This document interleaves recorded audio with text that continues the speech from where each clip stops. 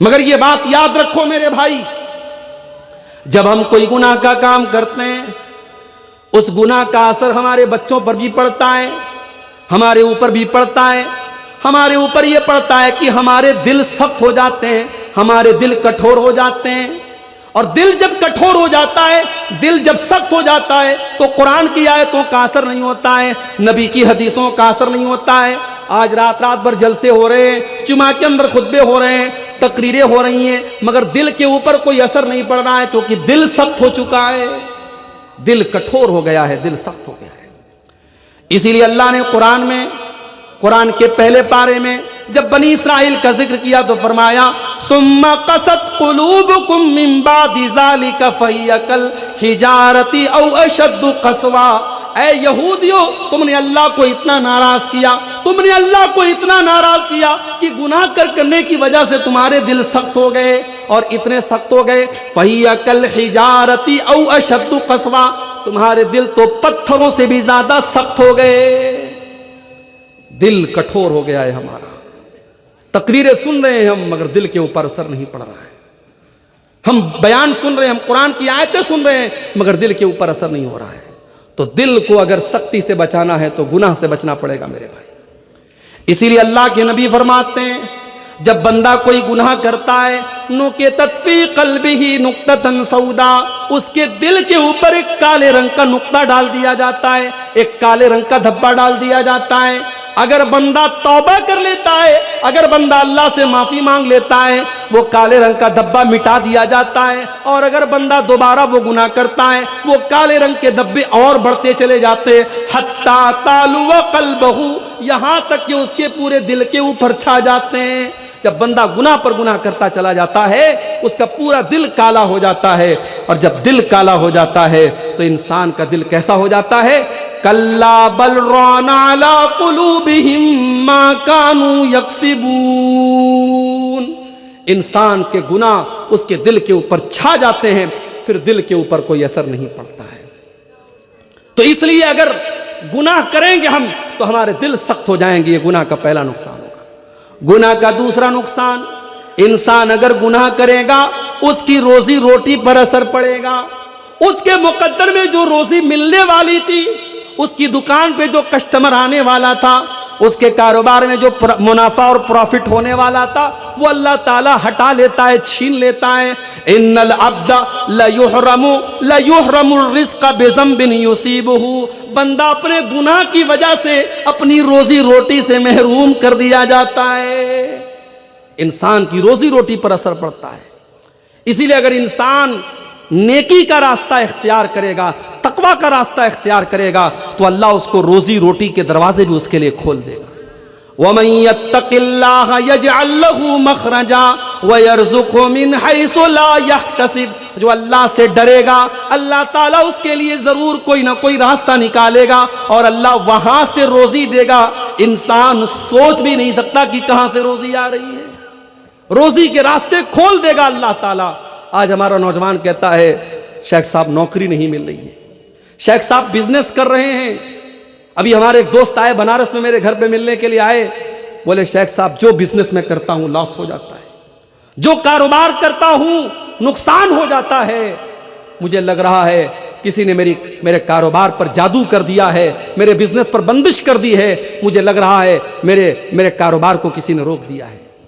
तो मैंने उनको समझाया, मैंने कहा पहले आप गौर कीजिए, कहीं ऐसा तो नहीं कोई गुनाह का काम हो रहा है घर के अंदर, कोई अल्लाह को नाराज करने वाला काम तो नहीं हो रहा है। अगर इंसान गुनाहों की दुनिया में और गुनाहों के दलदल में अगर पड़ा है, घर में ज़िना हो रहा है, घर में बेहयाई हो रही है, घर में गाना बज रहा है, घर में अल्लाह को नाराज किया जा रहा है, तो आपके बिजनेस पर और आपके कारोबार पर उसका बुरा असर पड़ेगा मेरे भाई। क्योंकि अल्लाह के नबी फरमाते हैं, इन्नल अब्दा लयुहरमुर रिज़्क़ बिज़ंबिन युसीबुहु, बंदा अपने गुनाह की वजह से अपनी रोजी से महरूम हो जाता है। और अल्लाह ताला का कलाम सच्चा है, अल्लाह कभी झूठ नहीं बोलता। अल्लाह ने कुरान में फरमाया, वलौ अन्ना अहलल कुरा आमनू वत्तक़ौ लफ़तहना अलैहिम बरकातिन मिनस समाई वल अर्ज़।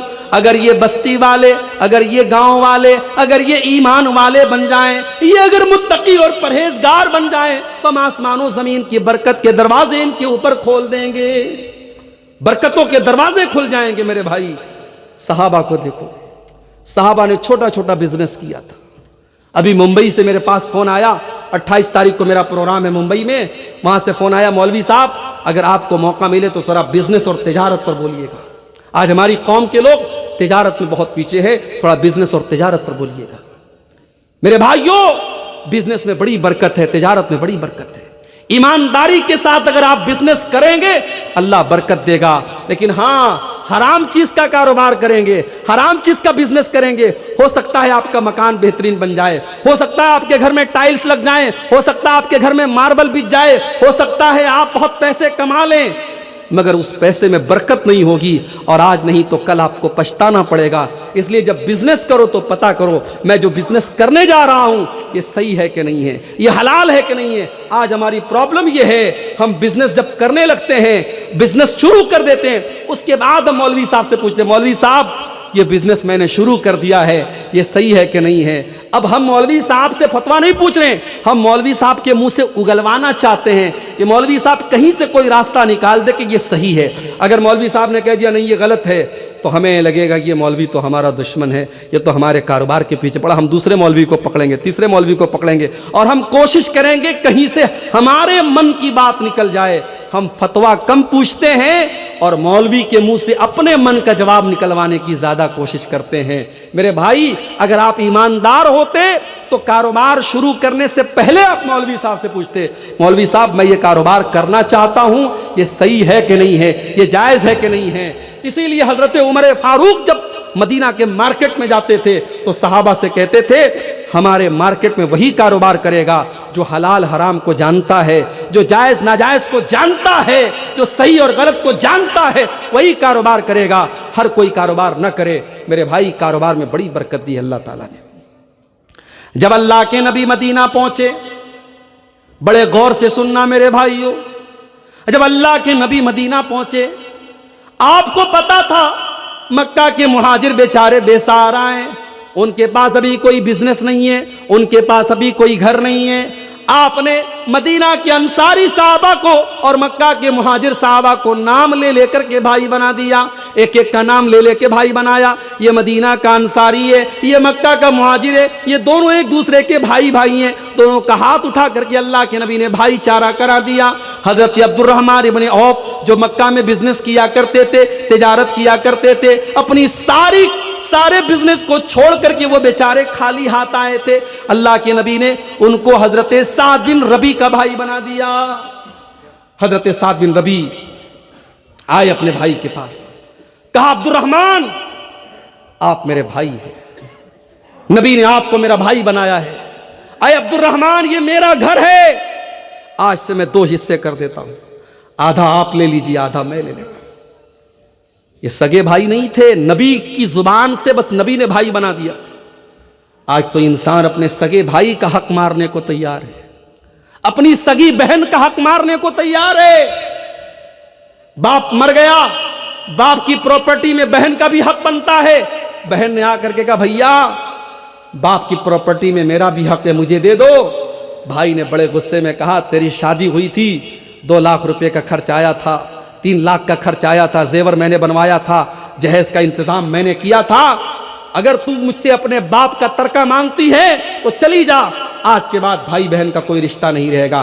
बहन ने हक मांगा नहीं कि भाई ने बहन से रिश्ता तोड़ दिया। मेरे भाइयों, इस्लाम ने यह हक दिया है बहन को, अल्लाह ने यह हक दिया है बहन को। बाप की प्रॉपर्टी में जैसे बेटे का हक है वैसे बेटी का हक है। आपके चेहरे पर माशाअल्लाह बड़ी लंबी लंबी दाढ़ी है, आपकी पेशानी पर सज्जे का निशान है, और आप अपनी बहन का हिस्सा अगर डकार गए हैं और अपनी बहन का हिस्सा खा गए हैं तो कल क़यामत के दिन अल्लाह की बारगाह में जवाब देने के लिए तैयार रहिएगा। अल्लाह क्या पूछा जाएगा, तूने अपनी बहन का हक क्यों मारा, तूने अपनी बहन का हिस्सा क्यों उसको क्यों खा गया। तो आज हालात ये है, देखो मेरे भाई, आज लोग अपनी बहनों का हक मार लेते हैं। आप गौर कीजिए कि किस तरीके से आज हमारी रोजी रोटी पर असर हो रहा है। यहां अब्दुर्रहमान इब्न औफ को नबी ने भाई बनाया है, सगे भाई नहीं है, नबी की जुबान से भाई भाई बने हैं। हजरत साद बिन रबी कहते हैं, अब्दुर्रहमान ये मेरा घर है, आधा तुम ले लो, आधा मैं ले लेता हूं। ये मेरे खजूरों के बागात हैं, आधे तुम ले लो, आधे मैं ले लेता हूं। मेरी 4 बीवियां हैं, तुम पसंद कर लो, किसी एक को मैं तलाक दे देता हूं और इद्दत गुजरने के बाद तुम शादी कर लेना। बीवी तक देने को तैयार हो गए कि तुम नए आए हो, अभी तुमको मदीना में रिश्ता नहीं मिलेगा, शादी होना मुश्किल है, मैं घर भी दे देता हूं, घरवाली का भी इंतजाम कर देता हूं, मेरी किसी बीवी को पसंद कर लो, मैं तलाक दे देता हूं, इद्दत गुजर जाए तो तुम निकाह कर लेना। हमें सुनकर के थोड़ा अजीब लग रहा है, अपनी बीवी को तलाक देने की बात कर रहे हैं, मगर यह था उनके दिल की ये बात थी। उनके दिल इतने बड़े थे, उस समाज में यह ऐब की बात नहीं थी, अपने भाई के लिए अपना सब कुछ कुर्बान करने को तैयार थे।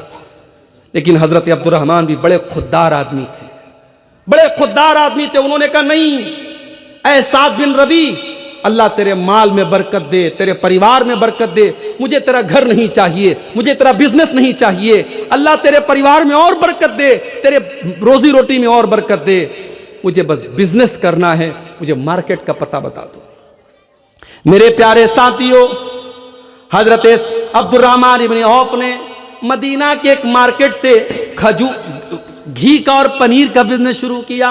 घी और पनीर का बिजनेस उन्होंने चंद पैसों से शुरू किया और कुछ ही दिनों में इतनी बरकत अल्लाह ताला ने उनके कारोबार में दे दी, इतनी दौलत उनके पास आ गई, इतना पैसा उनके पास हो गया कि उन्होंने जब शादी की तो अपनी बीवी को मेहर में उन्होंने खजूर की गुठली के बराबर सोना दे दिया। और जब नबी ने उनके कपड़े पर जर्दी का निशान देखा और नबी ने पूछा कि अब्दुर्रहमान क्या तुमने शादी की है? कहा कि हाँ अल्लाह के नबी मैंने शादी की है। तो अल्लाह के नबी ने पूछा कि अपनी बीवी को तुमने मेहर में क्या दिया? नबी ने पूछा कि अब्दुर्रहमान तुमने अपनी बीवी को मेहर में क्या दिया? हमारे यहाँ जब किसी लड़के की शादी होती है तो लड़के से पूछा जाता है तुझे जहेज में क्या मिला, 4 व्हीलर मिली कि 2 व्हीलर मिला, वॉशिंग मशीन मिली कि फ्रिज मिला, क्या क्या मिला, हम लड़के से ये पूछते हैं। यहां अल्लाह के नबी अब्दुर्रहमान से पूछ रहे हैं, अब्दुर्रहमान तूने अपनी दुल्हन को मेहर में क्या दिया? कहा अल्लाह के नबी मैंने खजूर की गुठली के बराबर सोना दिया है। आपने फरमाया इसका मतलब कि तुम्हारे पास पैसा है, तुम मजबूत हो, औलिम वलो बिशातिन, तो तुम वलीमा करो, चाहे तुम्हें एक बकरी ही का वलीमा करना पड़े लेकिन तुम वलीमा करो। मेरे प्यारे साथियों, कारोबार में अल्लाह ताला बहुत बरकत देता है। अगर हम गुनाहों से बचेंगे अल्लाह हमारे कारोबार में बरकत देगा, मगर हम झूठ बोलेंगे, बेईमानी करेंगे, चोरी करेंगे, कारोबार में फ्रॉड करेंगे तो कान खोल करके सुन लो, अल्लाह के नबी फरमाते हैं मुहिक़त बरकत बैइहिमा, जिस कारोबार में फ्रॉड किया जाए, धोखा किया जाए, उस कारोबार की बरकत को अल्लाह ताला छीन लेता है। और आगे बढ़िए, गुनाह करने का एक नुकसान और होता है, गुनाह करने वाला कयामत के दिन अंधा बना के उठाया जाएगा। वमन आरज़ा अन ज़िक्री फ़इन्न लहू मईशतन ज़न्का, जो हमारे जिक्र से मुंह मोड़ेगा, जो हमें याद नहीं करेगा, जो हमको नाराज करेगा, हम उसकी जिंदगी को परेशानी वाली और बेचैनी वाली जिंदगी बना देंगे। उसकी जिंदगी में सुकून नहीं होगा, उसकी जिंदगी में शांति नहीं होगी, उसकी जिंदगी में चैन नहीं होगा, उसकी जिंदगी बेसुकूनी वाली हो जाएगी, डिप्रेशन का शिकार हो जाएगा। दौलत बहुत होगी मगर रातों में उसको नींद की गोलियां लेनी पड़ेंगी, तब जाकर तो उसको नींद आएगी। उसके घर में खाने की कमी नहीं होगी मगर चाय बनेगी तो कहेगा साहब मेरी चाय में चीनी मत डालना, मुझे शुगर हो गया है। चिकन बनेगा तो कहेगा मुझे चिकन मत देना, मुझे शुगर हो गया है। एक चीज खाएगा तो 10 चीजों से परहेज करेगा, इतनी बीमारियों में अल्लाह ताला डाल देगा। वमन आरज़ा अन ज़िक्री फ़इन्न लहू मईशतन ज़न्का, अगर मुझे भूल जाओगे, अगर मुझे याद नहीं करोगे, हम तुम्हारी जिंदगी को परेशानियों वाली जिंदगी बना देंगे। वनहशुरुहु यौमल क़ियामति आमा, और क़यामत के दिन हम तुम्हें अंधा बना करके उठाएंगे। दुनिया में बड़ा अच्छा देखता था, चश्मा भी नहीं लगाता था, मगर क़यामत के दिन अंधा बना के अल्लाह ताला उठाएगा। क़ाल रब्बि लिमा हशरतनी अअमा वक़द कुन्तु बसीरा, कहेगा अल्लाह मैं तो दुनिया में अच्छा भला देखा करता था, तूने मुझे अंधा बना के क्यों उठाया। अल्लाह फरमाएगा कज़ालिका अततका आयातुना फनसीतहा व कज़ालिकल यौम तुनसा। मेरे बंदे तू हमारी आयतों को देख करके इग्नोर कर देता था, नजरअंदाज कर देता था, आज हम तुझे इग्नोर कर देंगे, नजरअंदाज कर देंगे। तो गुनाहों के ये नुकसानात है मेरे भाई। अब आइए हम तकरीर के दूसरे पार्ट की तरफ आते हैं। वो कौन से गुनाह हैं जिनको शरीयत ने बड़े बड़े गुनाह करार दिया है। अल्लाह के नबी के पास एक सहाबी आए हैं, कहा अल्लाह के नबी अय्यु ज़ंबी आज़म, सबसे बड़ा गुनाह क्या है, सबसे बड़ा गुनाह क्या है। आपने फरमाया अंत जाल लिल्लाहि निद्दन व हुवा खलक़क, सबसे बड़ा गुनाह यह है कि तुम अल्लाह के बराबर किसी को ठहराओ। क्रिसमस का त्यौहार आया, कल मैं कलकत्ता में था, कलकत्ता एयरपोर्ट से उतरा, मुझे हावड़ा स्टेशन जाना था, मैं बाइक के ऊपर जा रहा था, रास्ते में देखा बहुत बड़ा टेंट लगा हुआ है और बहुत बड़ी बड़ी लाइटें लगी हैं और क्रिसमस का त्यौहार मनाया जा रहा है। और वो त्यौहार मनाने वाला कोई गैर मुस्लिम नहीं है, मुसलमान है। उस इलाके का जो एमएलए है, उस इलाके का जो एमपी है, वो बेचारा लोगों को खुश करने के लिए क्रिसमस मना रहा है। मैं कहता हूं ऐसी पॉलिटिक्स और ऐसी राजनीति हमें नहीं करनी है जिस पॉलिटिक्स के चक्कर में और जिस राजनीति के चक्कर में अपने दीन और ईमान से हमें हाथ धोना पड़े। हमें नहीं चाहिए ऐसे एमपी, हमें नहीं चाहिए ऐसे एमएलए जो अपनी तौहीद और अपने ईमान का सौदा कर ले। मेरे भाई क्रिसमस मना रहे हो, हमारे नौजवान लड़के जो कॉलेजों में पढ़ते हैं, जो हमारी नौजवान लड़कियां कॉलेजों में पढ़ती हैं, ये फेसबुक के ऊपर बेचारे अपने आप को बहुत शांति प्रिय साबित करने के लिए 25 दिसंबर को ये फेसबुक पर लगाते हैं merry Christmas to all brothers and sisters. क्या कहते हैं? मैरी क्रिसमस, क्रिसमस की मुबारकबाद दे रहे हैं। तेरे बकरीद का त्यौहार आया तो किसी ईसाई ने बकरा तो नहीं काटा, तेरी ईद का त्यौहार आया तो किसी ईसाई ने आकर के तेरी ईदगाह में 2 रकात नमाज तो नहीं पढ़ी। तुझे बड़ी खुशी है उसके क्रिसमस मनाने की? तुझे मालूम है ये क्रिसमस का त्यौहार क्यों मनाया जा रहा है? क्रिसमस के त्यौहार के ऊपर ये अकीदा रखा जाता है, ये ईसाई ये अकीदा रखते हैं कि अल्लाह ताला को बेटा पैदा हुआ है। वो ईसा मसीह को अल्लाह का बेटा मानते हैं और ये अकीदा रखते हैं कि आज के दिन अल्लाह ताला को बेटा पैदा हुआ है। ऐ मुसलमान, तेरे अल्लाह को गाली दी जा रही है, तेरे अल्लाह को बुरा भला कहा जा रहा है, तेरे रब को बुरा भला कहा जा रहा है और तू क्रिसमस की मुबारकबाद दे रहा है। तेरा अकीदा तो ये नहीं होना चाहिए। तेरा अकीदा तो कुरान की सबसे छोटी सूरत में बता दिया गया, कुल हुवल्लाहु अहद अल्लाहुस समद लम यलिद वलम यूलद वलम यकुल लहू कुफुवन अहद। ऐ नबी आप कह दीजिए अल्लाह एक है, अल्लाह बेनियाज है, अल्लाह का कोई बेटा नहीं और अल्लाह किसी का बेटा नहीं, वलम यकुल लहू कुफुवन अहद, और अल्लाह के बराबर कोई नहीं। अल्लाह का बेटा बनाया जा रहा है और तू है मैरी क्रिसमस बोल रहा है, तू मुबारकबाद दे रहा है। और बंगाल की पॉलिटिक्स में ये बहुत ज्यादा हो रहा है, मैं देख रहा हूं। गैर मुस्लिमों के त्यौहार होते हैं, उनके मजहबी देवी देवताओं के फोटो लगा लगा करके हमारे ये मुसलमान जो लीडर्स होते हैं ये उनको शुभकामनाएं देते हैं। वो कहते हैं साहब पॉलिटिक्स से करना पड़ता है, पॉलिटिक्स के नाम पर अगर आपको अपने दीन और अपनी तौहीद से कॉम्प्रोमाइज करना पड़े तो ऐसी पॉलिटिक्स से आप तौबा कर लीजिए मेरे भाई, नहीं करनी चाहिए ऐसी पॉलिटिक्स। इस्लाम के अंदर दोरंगी नहीं है, इस्लाम के अंदर दोगलापन नहीं है, इस्लाम तौहीद वाला मजहब है। अगर आप इस्लाम को मानते हैं तो तौहीद से कभी कॉम्प्रोमाइज मत कीजिए। अल्लाह के प्यारे नबी के पास ऑफर आया, मक्का के काफिरों ने ऑफर दिया, ऐ मोहम्मद सल्लल्लाहु अलैहि वसल्लम हम आपको एक बड़ा बेहतरीन ऑफर करते हैं, एक दिन आप हमारे बुतों के आगे सजदा कीजिए, हम एक दिन आपके अल्लाह के आगे सजदा करेंगे, एक दिन आप हमारी मजहब पर हमारे मजहब को फॉलो कीजिए और एक दिन हम आपके मजहब को फॉलो करेंगे। बड़ा अच्छा ऑफर था, बीच का रास्ता निकाला गया था। जैसे आज के जमाने में बहुत सारे मुसलमान कहते हैं कि भाई इस्लाम भी एक मजहब है, क्रिश्चियनिटी भी एक मजहब है, ज्यूइज्म भी एक मजहब है, हिंदुइज्म भी एक मजहब है, सारे मजहब एक हैं, रास्ते अलग अलग है, मंजिल एक है। माफ करना मेरे भाई, ये अकीदा इस्लाम का अकीदा नहीं है। इस्लाम का अकीदा ये नहीं है कि कि सारे रास्ते अलग अलग हैं, मंजिल एक है। इस्लाम का रास्ता ये है, मंजिल भी एक है और रास्ता भी एक है, और वो रास्ता अल्लाह का रास्ता है, वो रास्ता रसूल का रास्ता है, वो रास्ता इस्लाम का रास्ता है। वमन यब्तगी गैरल इस्लाम दीनन फलन युक़बल मिन्हु, जो इस्लाम को छोड़ करके कोई और रास्ता अपनाएगा उसके मजहब को अल्लाह ताला कबूल नहीं करेगा, स्वीकार नहीं करेगा।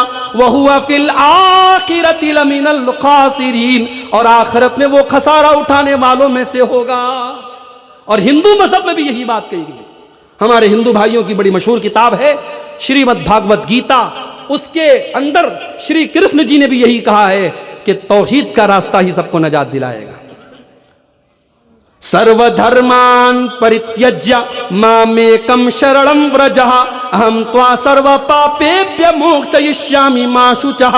सारे धर्मों को छोड़ दे, सारे रास्तों को छोड़ दे और ईश्वर की परमात्मा की शरण में आ जा, अल्लाह की पनाह में आ जा, मेरी पनाह में आ जा। मैं तेरे सारे गुनाहों को मिटा दूंगा, तुझे नजात दे दूंगा, तुझे जन्नत में डाल दूंगा, तुझे स्वर्ग में डाल दूंगा। यही हिंदू मजहब के अंदर भी कहा गया, यही इस्लाम के अंदर भी कहा गया कि एक रास्ता जो नजात देने वाला है वो तौहीद का रास्ता है, वो अल्लाह का रास्ता है। मेरे भाइयों, इंसानियत के नाम पर और मानवता के नाम पर अपने आप को इतना हल्का मत बनाओ कि अल्लाह के साथ शिर्क हो रहा है और तुम क्रिसमस की मुबारकबाद दे रहे हो।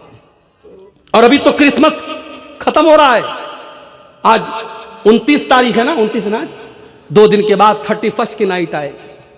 कलकत्ता के बड़े बड़े होटल बुक हैं, नाचने वालियां और अपने जिस्म का और अपने शरीर का अंग प्रदर्शन करने वाली बॉलीवुड की हीरोइनों को बुलाया जाएगा।